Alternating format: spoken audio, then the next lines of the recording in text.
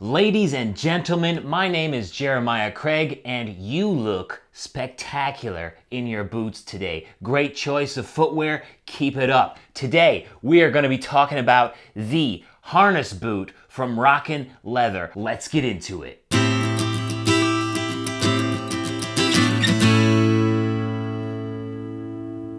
A quick reminder before we start, in addition to making these cowboy boot videos, I'm also a singer-songwriter, and you can hear my music on your favorite streaming platform. So I got loads of music out there. You can find me on Spotify. Be sure to follow me there, or you can hear my music right here on YouTube. Cool, so you followed me on Spotify. You also subscribed and hit that bell right here on YouTube. So let's start talking about these harness boots from RockinLeather. I've gotten a lot of questions about RockinLeather from you guys, and I've been very interested to try them myself for a while now. This harness boot ended up being on clearance recently for around $80. And I told my brother, hey, I want these boots for my birthday. So my brother Levi got me these boots for my 33rd birthday back in May, and I've been wearing them for about a month. So let's do the rundown of these boots. You can decide whether you should get a pair or not. The vamp and the shaft are distressed leather, and it's sort of a sanded feel. It looks really good as it ages, as you can start to see down here at the ring at the harness. It develops a really nice patina with age, and it's a little bit lighter of a color than what it looked like online, but that's okay. I like this color quite a bit, actually. It's kind of the lightest brown that I have right now, and I dig the look of it. However, when I did open the box, the leather did have several imperfections, especially right here on the vamp at the instep. We got some scratches. There was a pretty deep gouge down here by the welt where it looks like a knife sort of cut it a little bit, and we do have some discoloration up here on the shaft where the leather is a bit darker and spotty in areas, which sort of makes you a little bit less excited about new boots. But for a clearance boot at $80, I feel like that's also okay. And even though I was a little bit upset at the imperfections in the leather of these boots at first, they're gonna get scuffed anyways. This type of leather just looks better as it gets worn, as it gets scuffed. So it's just going to fade into the scuffs and scratches that I give this boot with time. This boot also has a pretty good looking narrow square toe. Now, different companies have different names for this toe. Some companies call it a cutter toe, some companies call it a 7-toe, and there's several other names as well. But for the purposes of this video, we're gonna call it a narrow square toe. I really like the look of a narrow square toe, especially on a harness boot. Speaking of the harness, let's talk about that. This is the same type of leather here, all the way around, held in by rings on both sides. Some people have asked me, what is the harness for? And I've spoken with many different people about this, and there seems to be some disagreement in the boot world. Some folks like to say that this harness helps protect motorcycle riders, bikers, from the heat on the engine block and the exhaust, and can also help protect their ankles and feet if they happen to get into an accident. Other folks say that that's just not true. Heat is heat, and this isn't gonna do very much for you, even in an accident, so it's just for looks, as some people say. If it helps you with heat on your motorcycle, more power to you. For me, it's just about the looks, and I think the harness looks really good. This is my first harness boot, and I do like the look of that extra material around the top of the foot and the heel. One thing that I'm not really a fan of on this harness are these rivets all the way around, especially on the heel counter, because they really don't do anything, and they sort of stick out a little bit. So if you have ripped cuffs on your jeans, the thread is gonna get caught in here and then rip even more. And it's sort of annoying, and it feels weird if your jeans do get caught in this rivet. But if you have new jeans that don't have ripped cuffs at the bottom, then you probably won't have that problem. Moving up to the stitching in the shaft, It is yellow and red stitching. Looks to be like it's machine stitched. Nothing really overly complex or exciting about it. Doesn't really make me flip over backwards or anything, but it's sort of a nice touch. Moving on to the outsole of this boot, they are calling this rubber outsole their 8-second outsole. And it is rubber on the bottom here, and it feels kind of weird at first because it kind of wobbles back and forth like there's a crown on this sole that makes the highest point the middle, so it doesn't really sit flat at first, but as I've been wearing it, I've been noticing that it does sort of flatten out as you wear it. It's actually more than just rubber. There's just a rubber shell on the outside, and then on the inside, you have what is probably similar to a polyurethane or a crepe sole. And crepe soles on cowboy boots are easier to walk in. They're known for their cushioning, which is what this boot is great for. So as you walk around in this boot, you will notice that you do have a lot of cushion in there. However, crepe soles in the cowboy boot world are also known for being a little bit more fragile. They'll crack, they'll get pieces torn out of them here and there. And that's sort of what I've been noticing in this boot. It already is developing some small gouges and little pieces have fallen away from it, sort of like soles do in cheap sneakers. So I am questioning the durability of the 8-second outsole, since after a month I'm already getting gouges out of it. I'm afraid that it will start crumbling more as I wear it, but we'll have to see. Be sure to check the video at the end of the year as I do my wrap up for every single boot that I've worn this year. That's just something that I'm really looking out for, and I think that you should look out for too. Yes, it is comfortable, but I don't think it is as durable as a 100% rubber outsole. The 8-second sole is attached to the boot with a Goodyear welt, which is about halfway around the boot, and down here I would imagine it is cement construction.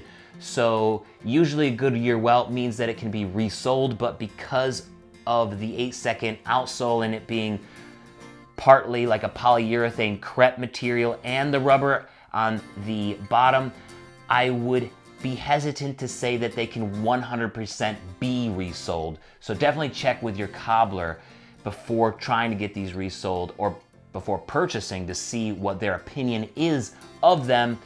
I'm questioning that. And at $80, it might not even be worth resoling when these do wear out anyways, because a resole will probably cost you $50 to $60, and you can definitely buy a new pair of boots for a little bit more than that, rather than trying to just resole this one here. Moving on to the heel, this is a 2-inch tall stacked leather heel. It doesn't look like a stacked leather heel because you can't really see the lines of the stacks. Usually they're pretty apparent. Not so on this boot. You gotta look really close, and even then the light has to hit it just right for you to see those little lines. I would have to believe that this is probably bonded leather that they're using down here, which are leather scraps and leather dust from cutting leather, and then they bond that with glue to then shape it to whatever form they want. So technically, yes, this is a leather stacked heel, but I would imagine that it is using a lower quality leather for that, but it does keep the price down on this boot. As a liner here, it's all leather, even lining the vamp, and it's not the softest or highest quality leather that I've ever felt, but it is still leather nonetheless, which I prefer over cloth liners. It will last a little bit longer and be cooler, which is important, especially on such a heavy boot. For an insole, we have a little bit of a leather pad over the heel, which then turns into a perforated foam insole, which is non-removable down after the arch and around the ball of the foot. So it's pretty comfortable, but I wouldn't say it's anything groundbreaking. I would compare it to an ATS insole that you would feel from Ariat. Now let's talk about the fit. Here's the footage from when I first tried this boot on. So this is a very strange fit that I'm still trying to figure out right now. They make these boots wider than what most boot companies would for the size. So this is a 10.5 D, and I have lots of room in here. For a 12B, that's what my size is, and I got a 10.5 D right now. There's a lot of room in here. Now they say that you should size down an entire size no matter what. So like this is weird because my toe is pretty much at the end of this boot, and yet I'm still like swimming side to side in here.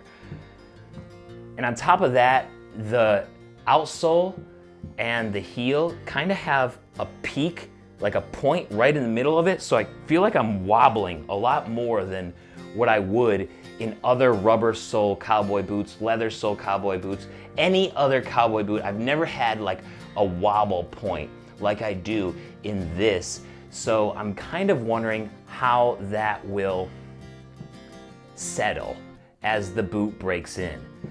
So like if you look here, as I bend my foot, look at how much extra leather I have. Look at how much extra, that is too much extra leather. So these boots are too wide, but my toe is already right at the end pretty much.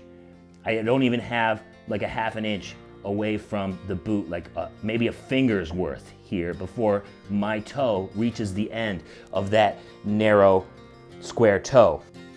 And that makes me worried because if I was to size down to a 10, then it still feels like it'd be too wide. Like this has the width of an 11.5 D or an 11. Between 11D or 11.5 D.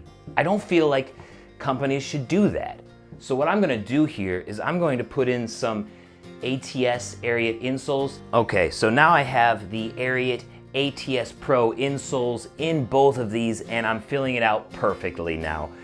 But I don't feel like that should be necessary. I've heard that a lot of other people have to do this with their RockinLeather boots as well. As you can see, it bends a little bit better, although I'm still afraid that it'll break in a little bit sloppy because it's not the right fit. I called RockinLeather to see if I could get an exchange on this boot, but they were sold out of the smaller sizes. So I decided to keep this boot and do what so many of you have told me that you've had to do with boots from their brand, is just wear them with an extra insole inside. The fit and the sizing from RockinLeather is probably my biggest disappointment about these boots, and also my biggest source of criticism against the brand. But this isn't just a problem that RockinLeather has. This is an industry-wide problem with sizing that I feel just needs to get cleared up. So I'm gonna do that right now using RockinLeather as an example because they called it out in such a big way on their website. The sizing page on the RockinLeather website explains that it is a trend that men are needing wider boots these days, so that's why they are making their boots wider, but it is completely false. The only thing trending is the fact that people don't know how a boot is supposed to fit correctly, and by making only one width and deciding to make that width wider than it should be, they are perpetuating this misinformation and making it difficult for people to find well-fitting boots. They also say on their website that it just makes things more simple if they only have one width and if that width is wider than what the standard is from brand to brand. Notating width is the simplest way to do it for the customer, and if they actually cared, they would do something like that and try to educate rather than telling people to size down, because I shouldn't have to think that I need a 9.5 boot for my 12 size foot. That's just a little ridiculous. This sizing down myth seriously needs to stop because it doesn't work. Sure, you could size down, but the arch placement isn't gonna be right for your foot. And that is really important. Even with an extra insole in here, my feet are exhausted at the end of the day because there is no arch support because I've had to purchase a smaller size than what my foot actually is. I mean, if you want to talk about keeping things simple, then actually make them simple and make a width notation rather than telling people to size down and try it and then force them to pay for the return when the boots don't fit. Go figure they don't fit. You made them a completely different size from what other manufacturers are doing. Even though I'm not a fan of the RockinLeather sizing, I think it's completely lazy and cheap, this boot still has a place in the boot world. I think this is a great looking boot and will continue to look great as it is worn. The patina that you can get on a distressed leather always looks spectacular, and I feel like these are worth the $80 at clearance. When it comes down to it, if you are interested in purchasing RockinLeather boots, I would recommend that you wait until they're on clearance. I believe that that is the correct price point for this boot. To pay $150 to $250 for a boot like this, effectively doubling the price of it, there's just too much left up in the air. There's too many imperfections in this leather. There's too many questions about the durability of this 8-second outsole, and there's just too many questions about what is the right size for you. It's a gamble. Even if you think that a size down is gonna work for you, it's still a gamble because you don't know, because their sizing is so off. They need to fix that. They need to have correct width sizes and stop all of this sizing down nonsense. Every single boot company out there who tells you to size down is full of crap. They should just make the right size boots to begin with. Still, they look great. I love the design and the color of them, and I can't wait to see the patina that they get as they get scuffed and they get worn. They will end up being a great looking boot if they have the durability to last that long. So we'll find out. Let me know what you think of RockinLeather down in the comments. Thank you so much for watching today. Don't forget to check out my music on Spotify and right here on YouTube. I will catch you guys next time. Thanks for watching. Peace. Hey, that RockinLeather has their looks together. That's a beautiful boot that will look good with age. But it ain't worth the price point to which it's tethered, and the sizing is a little bit strange. Thank you for watching today. My name is Jeremiah Craig. Don't forget to leave your comments and subscribe. I will see you next time.